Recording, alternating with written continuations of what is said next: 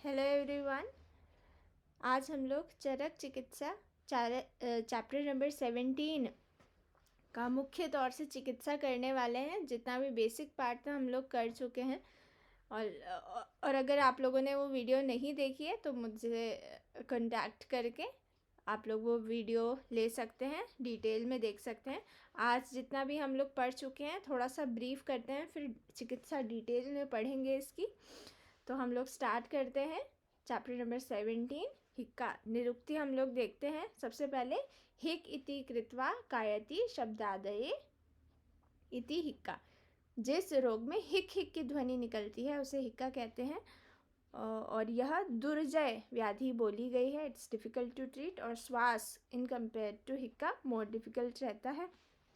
फिर आगे अन्य श्लोकों में आया है कि यथा श्वासस्य हिक्का च प्राणान आशु कृदंततः। जगत में ऐसे बहुत रोग हैं जो प्रायः प्राण को नष्ट करने वाले होते हैं, किंतु वे रोग प्राण लेने में उतने तीव्र नहीं होते जितना कि हिक्का और श्वास होते हैं। ठीक है, तो परम दुर्जय और दुर्जय की संज्ञा दी हुई है। ये जो व्याधि है ये it's very difficult to treat, ऐसा बताया गया है। ठीक है, तो ये जो श्लोक हैं ये रेफरेंस है। अब यहाँ पे बताया गया है कि अंते संजायते हिक्का श्वासो वा तीव्र वेदना। जीवन की अंतिम बेला पर तीव्र वेदना के साथ हिक्का श्वास हो ही जाते हैं, ऐसा कथन है। और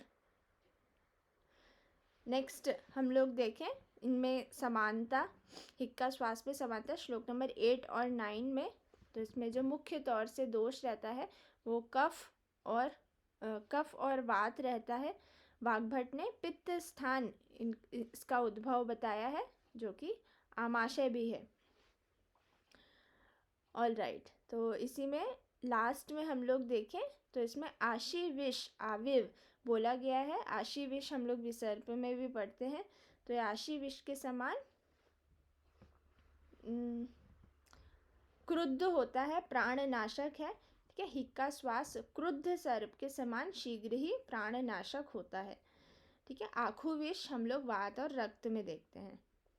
तो इसमें हम देखते हैं कफ वातात्मक का वेत्तौ पित्त स्थान समुद्भव।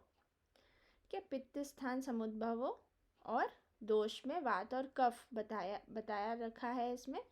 और हृदयस्य रसादीनाम धातूनाम च उप शोषण।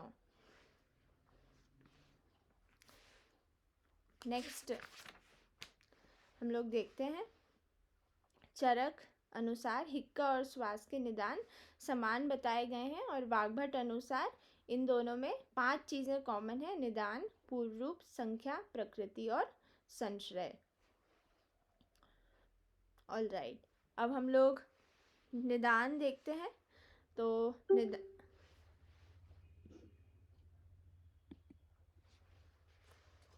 निदान से पहले यहाँ पे आचार्य ने संप्राप्ति बताई हुई है। मारुतः प्राणवाहिनां स्रोताश्च अविश्य कुप्यते उरहस्थ समुद्भूयः।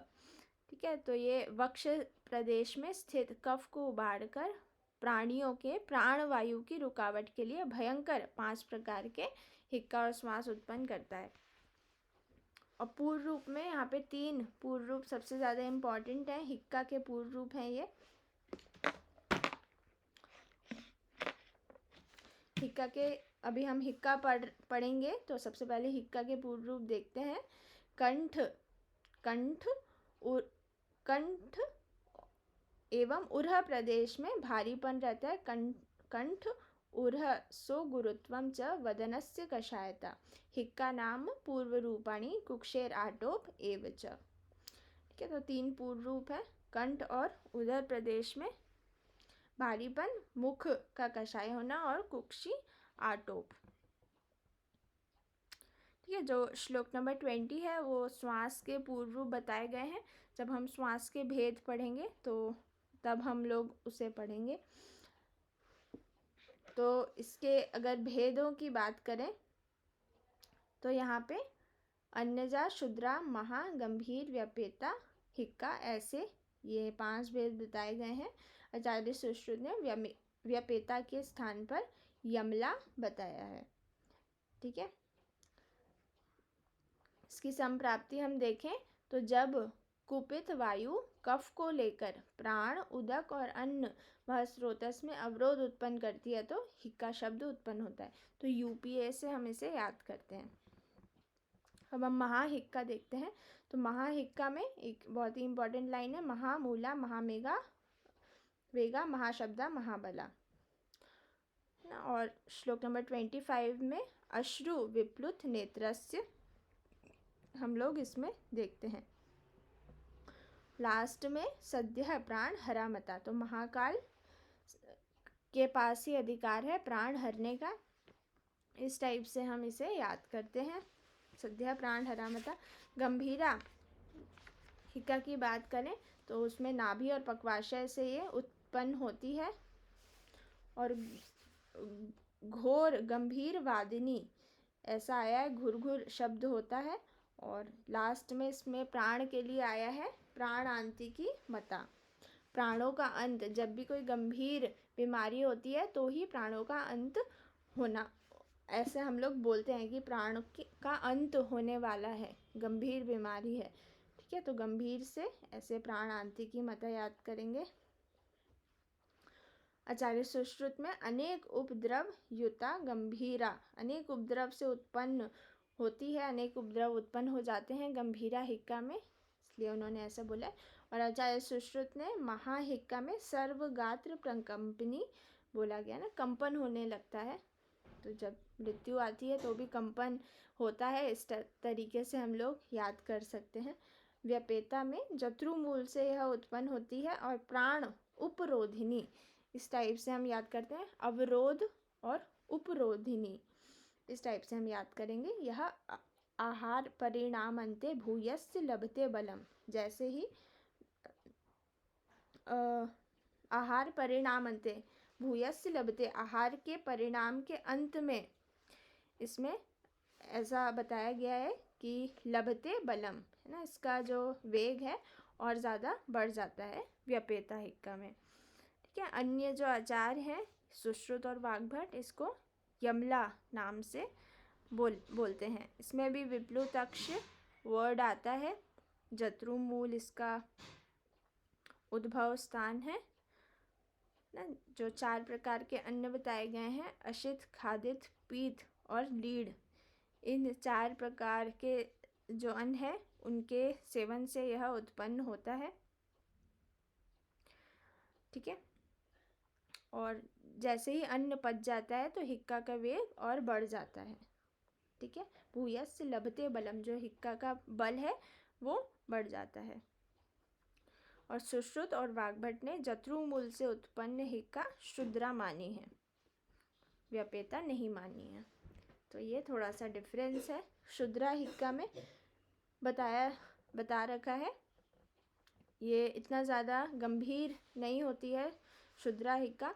व्यायाम आदि कुछ एक्सरसाइज व्यायाम करने से जो कोष्ठ प्रदेश में वायु है वो कंठ प्रदेश में आ जाती है। इसमें उरह, सिर और मर्म प्रदेश में कोई भी किसी तरह की बाधा नहीं होती है, ज़्यादा कष्टकारी दुखदायी भी ये नहीं होती है। और भोजन कर लेने के बाद हिक्का का वेग शांत हो जाता है। श्लोक नंबर 36 में फर्स्ट हाफ में आया हुआ है, भुक्त मात्रेचा मार्दवम, जो वेग है वो मार्दव हो जाता है। ठीक है, जब हम अन्यजा हिक्का पढ़ते हैं तो उसमें भी लास्ट लाइन में आता है, हिक्का पीते तथा भुक्ते शमम याति चा अन्यजा। तो जैसे ही हिक्का पीते, इस हिक्का के बाद में यदि हम पीते मतलब पान, भुक्ते मतलब अन्न का ग्रहण कर लेते हैं तो इसका शमम, इसका जो वेग है वो शांत हो जाता है। मृदु किस में होता है और शांत किस में होता है, ये चीज़ याद रखनी है। शुद्रा में मृदु होता है और अन्यजा में शांत हो जाता है।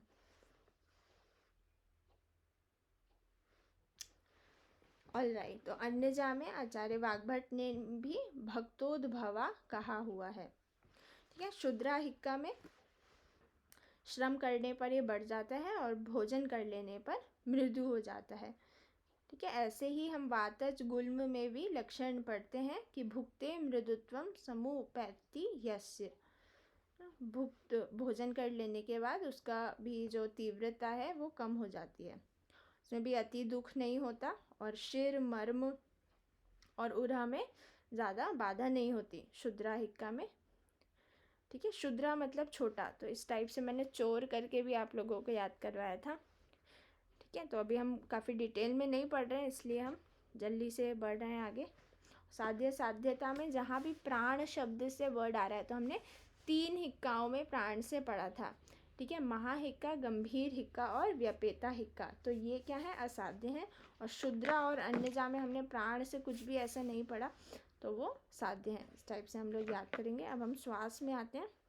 तो हिक्का और श्वास के निदान सेम बताए गए हैं, चिकित्सा भी सेम बताई गई है।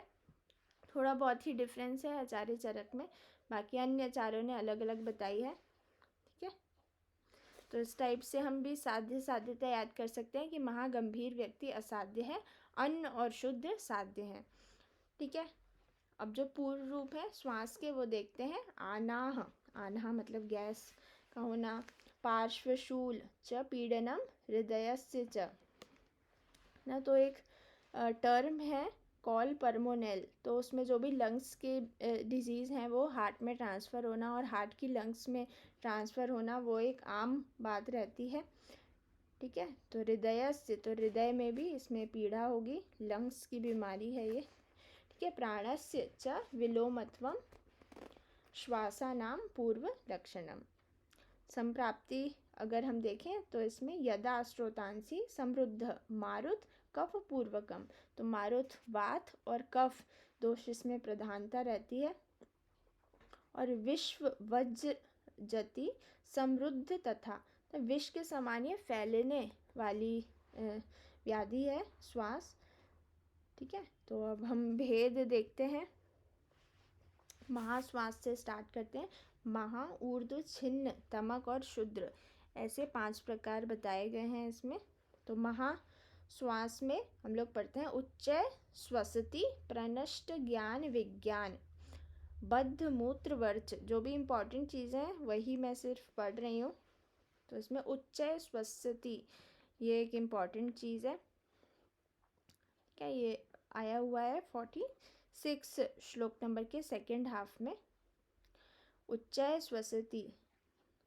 और यदि हम ऊर्ध्व श्वास की बात करें तो इसमें दीर्घ श्वसति आया हुआ है। प्रनष्ट ज्ञान विज्ञान, ज्ञान विज्ञान उससे सूझबूझ नहीं रहेगी क्या गलत है क्या सही है। बद्ध मूत्र वर्च हो जाएगा। विभ्रांत लोचन आया हुआ है टर्म इसमें, और ऊर्ध्व श्वास में विभ्रांत अक्ष आया हुआ है। और दीनश श्वसितम च दूरात विज्ञायते भृशम, तो दूर से ही, दीनः प्रश्वसित मतलब दूर से ही पता चल जाएगा कि इसे अस्थमा टाइप कुछ है ना, कुछ प्रॉब्लम है सांस लेने में। तो इस टाइप से 48 नंबर के श्लोक में ये दिया हुआ है। नेक्स्ट हम लोग देखते हैं ऊर्ध्व श्वास। तो इसमें ऊर्ध्व श्वास से प्रकुपिते है ना, एक्सपीरेशन प्रोलॉन्ग्ड रहता है।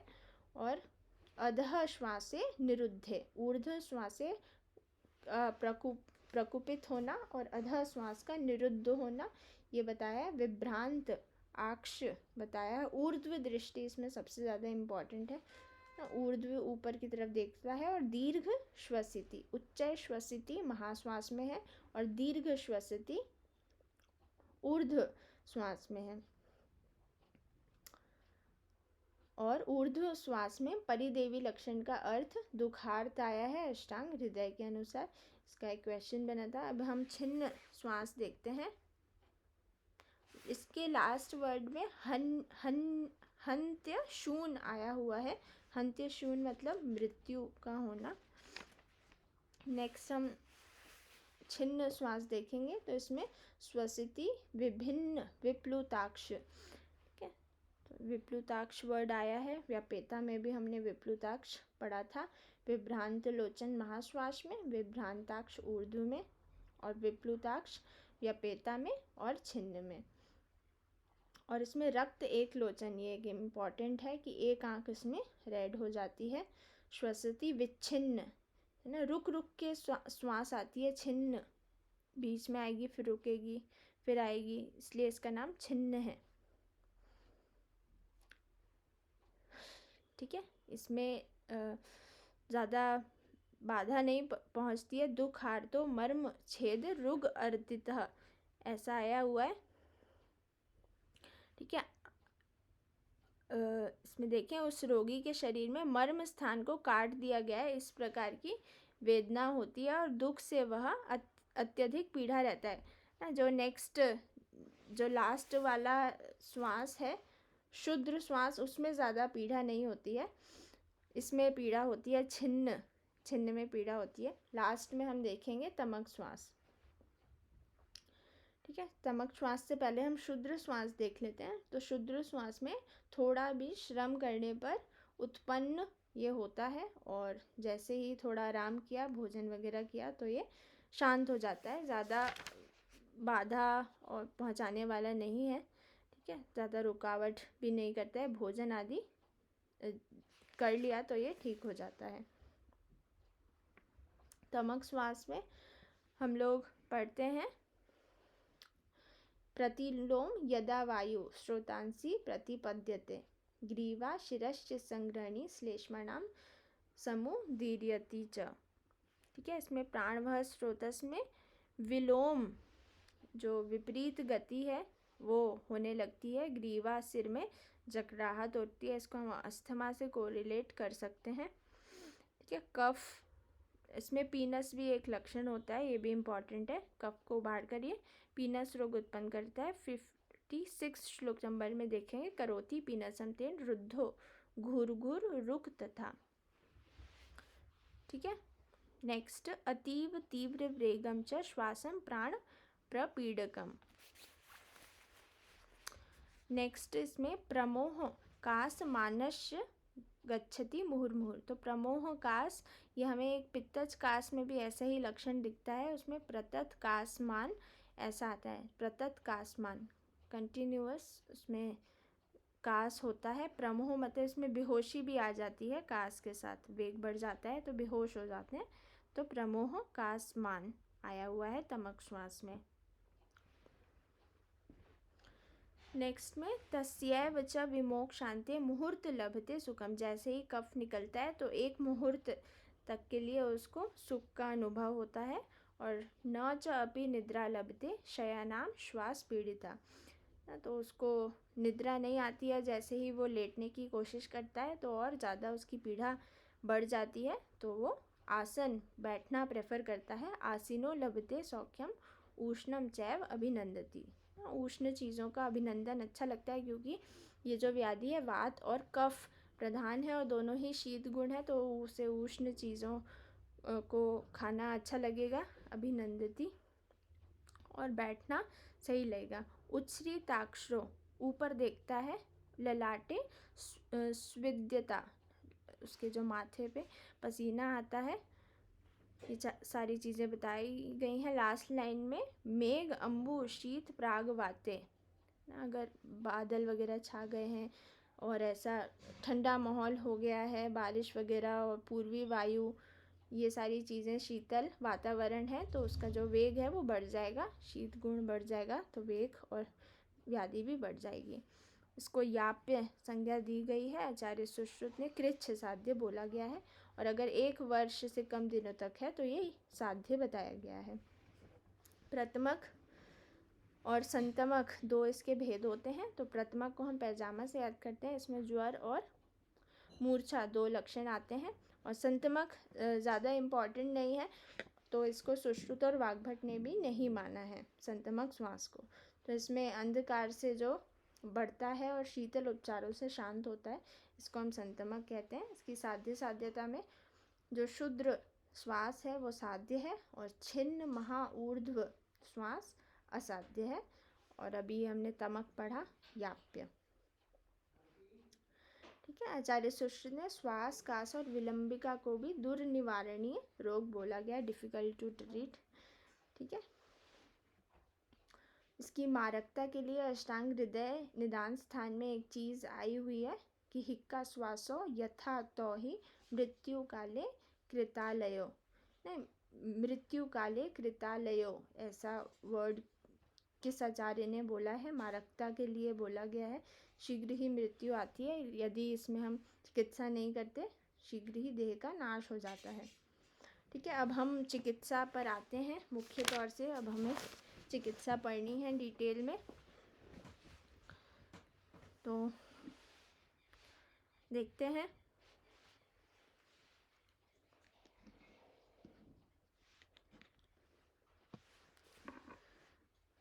हिक्का श्वास की चिकित्सा हम लोग देख रहे हैं श्लोक नंबर 71 में।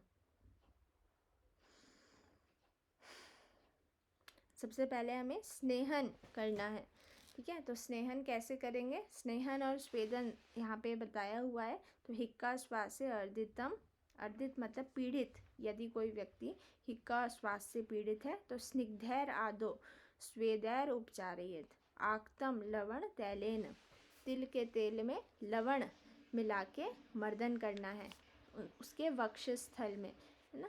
वक्षस्थल में ही हिक्का श्वास की उत्पत्ति है।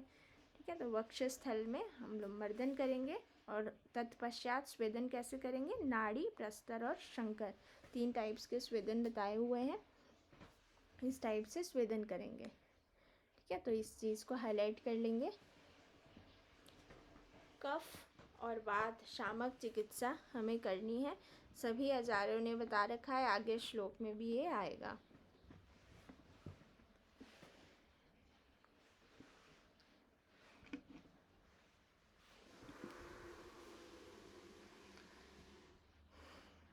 इसमें नेक्स्ट लाइन में हम लोग देखेंगे, तैरस्य ग्रथितम श्लेष्मा स्रोतः स्वभि विलीयते। ठीक है, इस प्रकार स्नेहन और स्वेदन करने से स्रोतों में गांठ के समान बना हुआ कफ द्रवीभूत हो जाता है, स्रोतों को मृदु कर देता है और वायु का अनुलोमन हो जाता है। जिस प्रकार हाईलाइट कर लेंगे, जिस प्रकार पर्वत की कंदता से जमी हुई बर्फ के ऊपर सूर्य की किरणें पड़ती हैं तो उसमें तप्त हुआ बर्फ क्या पिघल जाता है, उसी टाइप से यहाँ पे स्नेहन और स्वेदन का विधान बताया हुआ है। ठीक है, मर्दन करने के बाद स्वेदन करेंगे तो जो बर्फ रूपी कफ जमा हुआ है वक्ष प्रदेश में वो द्रवीभूत होकर निकल जाएगा और आराम मिल जाएगा। ठीक है, श्लोक नंबर 73 का फर्स्ट हाफ ये उपमा बताई गई है पर्वत से, तो उसको हाईलाइट कर लेंगे। अब स्नेहन और स्वेदन के पश्चात हमें वामक द्रव्यों का प्रयोग करना है। ठीक है, वमन करवाना है क्योंकि वमन कफ की श्रेष्ठ चिकित्सा है। तो इसमें वमन करने से पूर्व हम लोगों को वमन कफ कारक आहार विहार देना है। ठीक है, तो कफ कारक आहार विहार के लिए यहाँ पे काफ़ी सारी चीज़ें बताई गई हैं। मछली, शूकर, मांस और दही प्रधान स्निग्ध ऐसी चीज़ें खिलानी हैं और इन क्रियाओं के द्वारा कफ की वृद्धि जब हो जाए तो पिपली का चूर्ण, सेंधा नमक, मधु के साथ वमनार्थ देना चाहिए। चौथी लाइन में, ये तीसरी चौथी लाइन में लिखा हुआ है 76 श्लोक नंबर में। ठीक है, तो वमन करवाना है। आचार्य वाग्भट ने हिक्का, कास, श्वास, छर्दी और क्षय में परस्पर एक दूसरे की औषधियों से चिकित्सा करना बताया हुआ है। ठीक है, तो हिक्का, कास, श्वास, छर्दी, क्षय, तो गवर्नमेंट हॉस्पिटल टाइप हो गया है कि अगर कोई औषध नहीं है तो चलो ये दे दो, कुछ ऐसे नुकसान नहीं होगा, ये दे दो। तो एक सरकारी अस्पताल में आचार्य वाग्भट बैठते थे तो उन्होंने हिक्का, श्वास, छर्दी, क्षय में एक समान औषधियों का प्रयोग बताया है। ठीक है, एक ना हो तो हम दूसरे का भी प्रयोग कर सकते हैं। ठीक है, तो सबसे पहले स्नेहन हो गया, स्वेदन हो गया, फिर मृदु वमन करवाना है। ठीक है, मृदु वमन करवाते हैं और फिर जो बचा कुचा कफ अगर है तो फिर उसको हम धूम्रपान से ठीक करते हैं। ठीक है, धूम्रपान करवा के जो भी दोष लीन है स्रोतस में उनको निकालते हैं। यही नेक्स्ट श्लोक में आया हुआ है।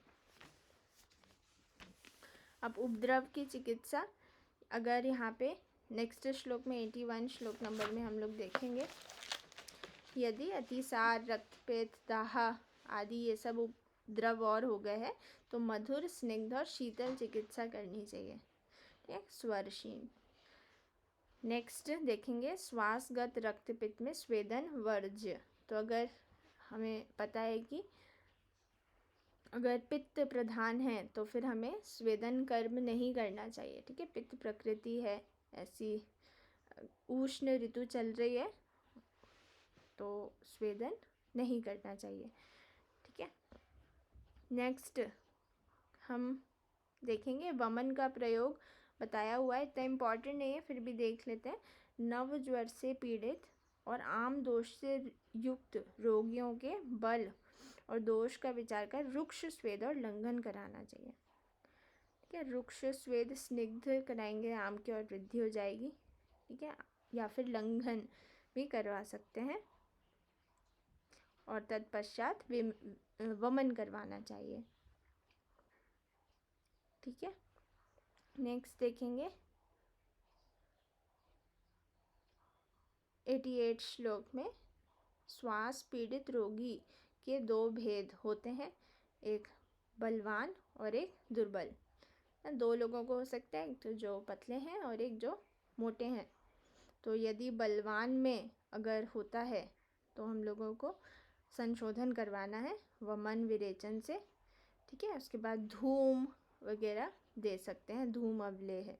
और यदि रोगी कृश है, पतला दुबला है, तो हमें स्नेह, यूष, मांसरस आदि तर्पण चीज़ें देनी है। बलवान है तो संशोधन करवाएंगे, वमन विरेचन आदि।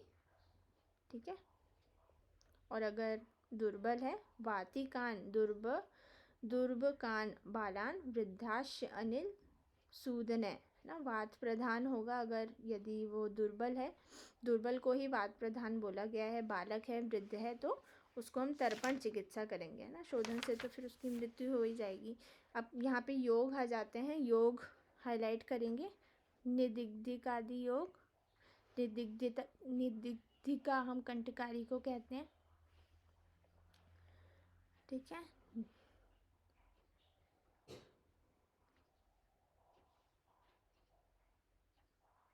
ये यूष है, निदिग्धिकादि यूष। ठीक है, यूष जो है एक तरीके का प्रोटीन है, तर्पण भी हम कह सकते हैं, एनर्जी मिलती है इससे। और जो प्रोटीन का डाइजेशन है वो एसिड की प्रेजेंस में होता है, HCl की प्रेजेंस में। ठीक है, तो उससे खूब सारा हमारा जो म्यूकस है वो सिक्रीट होगा। ठीक है, तो एक तरीके का कफ सिक्रीट होगा और ये कफग्न ही हमें चिकित्सा करनी है, कफ प्रधान व्याधि है। ठीक है, तो रासनादि यूष, मातुलिंगादि यूष और मुद्गादि यूष, ये चारों यूष हाईलाइट करेंगे। अब यवागु है तो दो यवागु हैं, हिंगवादी यवागु और दशमूलादि यवागु। पाठाध्यासव है। नेक्स्ट 109 नंबर के श्लोक में सौवर्चल आदि चूर्ण, इसका अनुपान हाईलाइट कर लेंगे, ऊष्णाम्बु। ठीक है, देन भारंगी नागरादि योग, भारंगी नागरादि योग ये इम्पॉर्टेंट है। भारंगी चूर्ण आचार्य सुश्रुत ने भी बताया हुआ है। इसमें भारंगी, नागर, कल्क, मरीच, यवसार, दारू हरिद्रा, चित्रक, सारेवा, मूरवा, ये सारी चीज़ें आई हुई हैं। ठीक है, इसका अनुपान अम्बुना। ठीक है, हाईलाइट कर देंगे लास्ट में, च अम्बुना पिबेत। उष्ण जल बताया गया है। भारंगी चूर्ण का अनुपान मधु और घृत बताया गया है आचार्य सुश्रुत अनुसार। ऐसे ही वाग्भट ने गुड़ तुल्य गुड़ नागर योग, गुड़ नागर योग, सौंठ का योग बताया हुआ है। इसमें गुड़ और सौंठ समान मात्रा में लेकर खाते हैं या फिर नस्य करते हैं। ठीक है, ये गुड़ नागर योग वाग्भट का है। नेक्स्ट, वात पित्त अनुबंधी श्वास में कर्तव्य। इसमें एक चीज़ याद रखेंगे, स्वर चला का प्रयोग होता है। वात पित्त है तो स्वर चला का प्रयोग होगा, और यदि कफ पित्त है तो शिरीष का प्रयोग होगा। शिरीष पुष्प स्वरस और सप्तपर्ण। ठीक है, तो इसको भी हम लोग ऐसे लिख सकते हैं। पित्त इसमें कॉमन है तो वात पित्त एंड वात पित्त वात एंड पित्त कफ। ठीक है, पान का योग है। नेक्स्ट हम लोग देखते हैं मधुकादि योग, हाईलाइट कर लेंगे। नेक्स्ट हम देखेंगे 121 श्लोक, सबसे इम्पोर्टेंट श्लोक है ये इस चैप्टर का। इसमें तमकेतु विरेचन आया हुआ है। ठीक है, ये फर्स्ट हाफ रेफरेंस है, ये रख के पूछा जाता है कि इस व्याधि को आइडेंटिफाई करके इसका सविस्तार पूर्व रूप लक्षण संप्राप्ति व विस्तार पूर्वक चिकित्सा लिखें। ठीक है, तो ये थोड़ा इम्पॉर्टेंट होता है, डिफ़िकल्ट होता है, क्योंकि समझ नहीं आता है कौन सी व्याधि है। तो देखो, कासिनो छर्दनम दद्यात् स्वर भंगे च बुद्धिमान, ये रख के पूछा जाता है। ठीक है, तो ये ऐसा लगता है कास होगा या हो सकता है राजयक्षमा हो, क्योंकि स्वरभंग भी उसमें राजयक्षमा में आता है। तो राजयक्षमा का सविस्तार वर्णन हो जाता है, हिक्का श्वास का नहीं हो पाता है, तो ये चीज़ याद रखेंगे।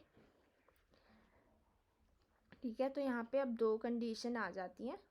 तो पहले हमें लिखना है बीच में श्वास, और एक एरो में 2 एरो बनाएंगे उस पर। तो श्वास के एक एरो में लिखेंगे यदि श्वास के साथ कास और स्वर भंग हो रहा है तो हम छर्दन करवाएंगे। छर्दन मतलब वमन। और दूसरे एरो में लिखना है वात और श्लेष्म बढ़े हुए हैं तो फिर हम विरेचन करवाएंगे। ठीक है, तमक वात कफ प्लस तमक इक्वल्स टू विरेचन। तमकेतु विरेचन काफ़ी प्रसिद्ध है, आपने सुना भी होगा। तमक श्वास की ये चिकित्सा है, तमकेतु विरेचनम। ऐसे ही विरेचन से और मिलती जुलती और व्याधियों में आया हुआ है तो उसको लिख लेंगे ना। ये वीडियो वैसे भी यूट्यूब में है तो वीडियो को पॉज करके आप लोग लिख सकते हैं। उदर रोग में आया हुआ है नित्य विरेचयेत, नित्य विरेचयेत उदर रोग में है। पांडु में हम लोग पढ़े हुए थे, पांडु और कामला का जो चिकित्सा सूत्र था, तत्र पांडव आमय स्निग्ध तीक्ष्ण ऊर्ध्व अनुलोमिक है ना। स्निग्ध उसको स्नेहन करवा के पांडु रोग में तीक्ष्ण वमन और विरेचन देना है। ऊर्ध्व अनुलोमक है, अनुलोमक मतलब विरेचन होगा, ऊर्ध्व मतलब वमन होगा। तो स्नेहन कराने के पश्चात तीक्ष्ण वमन और विरेचन से चिकित्सा करनी है, संशोधन करना है पांडु रोग में। और कामला में हमने देखा था मृदुभिस्तिक्त कामली तु विरेचन है। ठीक है, इसमें भी विरेचन आ गया। देन पक्षाघात में चरक में आया हुआ है कि स्वेदनम स्नेह संयुक्तम पक्षाघाते विरेचनम। ठीक है, पक्षाघाते विरेचनम। ऐसे फिल इन द ब्लैंक्स में ये पूछ सकते हैं श्लोक के कोटेशन, इसलिए ये श्लोक इम्पॉर्टेंट है। अष्टांग हृदय में भी पक्षाघात के संदर्भ में ही मैं बता रही हूँ। स्नेहनम स्नेह संयुक्तम पक्षाघातेतु विरेचनम, ऐसा आया हुआ है। भाव प्रकाश में पक्षाघात में तीक्ष्ण विरेचन करवाते हैं, उन्होंने सीधा बोला हुआ है। ठीक है, नेक्स्ट देखेंगे शट्यादि चूर्ण, 1, 2, 3 श्लोक में हाईलाइट कर लेंगे। देन मुक्तादि चूर्ण, वेरी इंपॉर्टेंट। मुक्तादि चूर्ण, इसकी जो मात्रा है 1 कर्ष मात्रा है, इसको हम पाणी तल भी कहते हैं। पाणी तल एक कर्षी होता है। इसको हमने धात्री अवलेह में भी पढ़ा था ना। सभी लोग कमेंट करके मुझे बताएंगे कि धात्री अवलेह कौन से व्याधि का योग है। ठीक है, धात्री अरिष्ट और धात्री अवलेह ये हमने कहाँ पढ़ा है, कौन सी व्याधि है, सभी लोग कमेंट करके बताएंगे। ठीक है, मुक्तादि चूर्ण है, इसका अनुपान इम्पॉर्टेंट है, मधु और घृत ना। और ये सभी नेत्र रोगों में हितकारी है, ये भी एक बहुत इम्पॉर्टेंट चीज़ है। तो विभिन्न नेत्र व्याधियाँ हैं, अंजन, तिमिर, काच, नीलिका, पुष्पक, तम, अभिष्यंद। ठीक है, ये सारी चीज़ें शालाक्य तंत्र में हम पढ़ते हैं फर्स्ट पेपर में नेत्र रोग के अंतर्गत। ठीक है, तो इसकी मात्रा और अनुपान याद रखेंगे। तो श्लोक नंबर 126 के फर्स्ट हाफ में लिखा हुआ है, हाईलाइट कर लेंगे। नेक्स्ट इसमें देखेंगे 131 श्लोक नंबर में नस्य का प्रावधान है इसमें। तो इसमें लहसुन, प्याज अथवा गाजर के स्वरस का नस्य है। और आप लोग मुझे बताएंगे कि रक्त पित्त में इनमें से ही एक कंटेंट है, उसमें कौन से स्वरस का रस है, नस्य है। ठीक है, लहसुन का है, पलांडू का है या गाजर का है, ये भी कमेंट सेक्शन में सब बताएंगे। रक्त पित्त मैंने बता दिया, से तो व्याधि नहीं बतानी थी, पर व्याधि बता दी तो उसमें कंटेंट बताएंगे, कौन से कंटेंट का हम रक्त पित्त में नस्य देते हैं। ठीक है, और नारी क्षीणेन संयुतम, चंदन और नारी शीर इसका भी नस्य देते हैं। ठीक है, ये भी इम्पॉर्टेंट है। आश्योतन आप लोगों ने देखा होगा, नारी शीर से आश्योतन बताया गया है, हाँ नस्य भी है।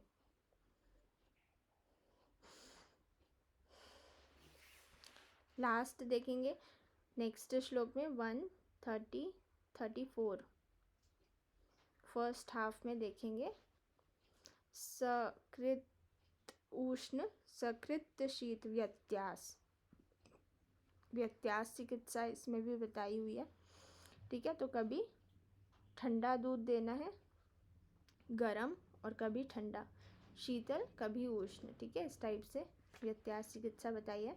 तो इसका एक छोटा सा योग भी है, तो योग भी हम लिख सकते हैं कि मन तेजी से शट से मुक्त हुआ। ये ट्रिक है, मन तेजी से शट से मुक्त हुआ। तो मनाशिलादि घृत, तेज से तेजोवत्यादि घृत, शट से शट्यादि चूर्ण, मुक्ता से मुक्ताद्य चूर्ण। ना, वीडियो को पॉज करके आप लोग लिख सकते हैं ऐसे।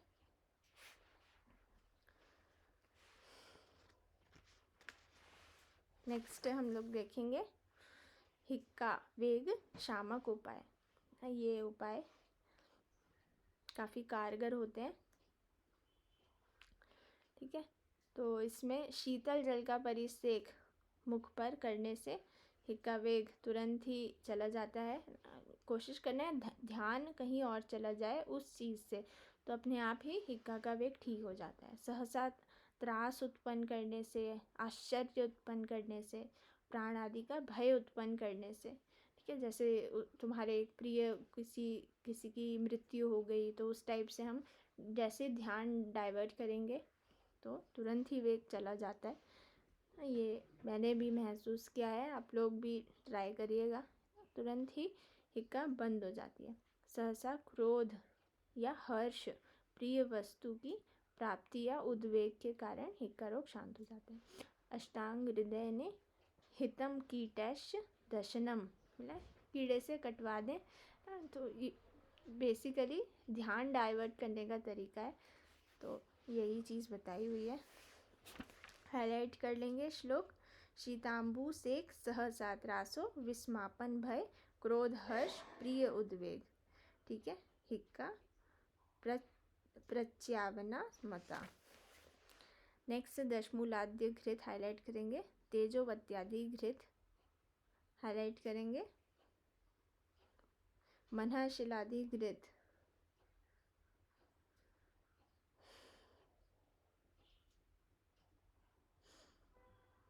बना शिलाधिकृत। हाईलाइट करेंगे। हिक्का श्वास में हितकारी द्रव्य ना, तो जो भी द्रव्य जो वात और कफ शामक हैं वो सारे हितकारी हैं, यही इस श्लोक में बताया हुआ है। औषध पान जो भी वात कफ कम करें वो हितकारी हैं। वात कफ अग्न हो, उष्ण हो, अनुलोमन हो, ऐसे अन्नपान का प्रयोग करना चाहिए। ये हाईलाइट कर लेंगे श्लोक, ये वाला। भैषजम पानम अन्न वा तद्धितम श्वास हिक्केति। वात कफग्नम उष्णम वात अनुलोमनम। नेक्स्ट, दोष अनुसार श्वास हिक्का की विशेष चिकित्सा। तो यहाँ पे सबसे इम्पॉर्टेंट चीज़ है कि एकांतिक चिकित्सा नहीं करनी है। कोई भी एक दोष को ध्यान में रखते हुए हमें चिकित्सा नहीं करनी है, ठीक है। अगर ऐसे नहीं करना कि वात की ही हम चिकित्सा करें या सिर्फ हम कफ की चिकित्सा करें।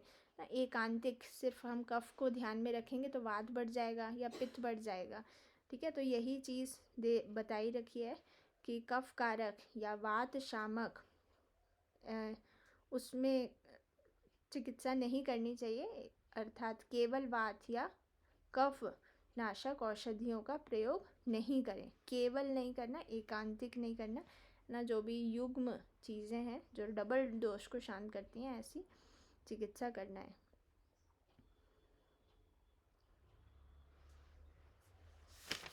लास्ट श्लोक हम लोग देखेंगे 149 श्लोक। ये श्लोक रेफरेंस है फर्स्ट हाफ। सर्वेषां बृंघणे अल्पम शक्यस्य प्रायशो भवेत्। तो इसमें बृंघण चिकित्सा और शमन, न अत्यर्थ शमने अपायो भृशो अशक्य कर्षणे। तो यहाँ पे दो चिकित्सा बहुत इंपॉर्टेंट है, दो बड़ा बड़ा लिख लेंगे, बृंघण और शमन। बृंघण और शमन, बृंघण और शमन, बृंघणे और शमने अपायो, ठीक है। दो चिकित्सा करनी है। बृंघण चिकित्सा इसलिए करनी है क्योंकि वो वात को शमन करेगी, और शमन चिकित्सा कफ की होती है। वात और कफ ही दोष इसमें प्रधान है, तो दोनों चिकित्सा करने से ये व्याधि ठीक हो जाएगी, ठीक है। तो इसी के साथ हमारा चैप्टर अंत होता है, फिनिश होता है। अगर किसी को कोई भी डाउट रहेगा तो मुझे ज़रूर कमेंट या मैसेज कर सकते हैं। That's it for today. Thank you so much.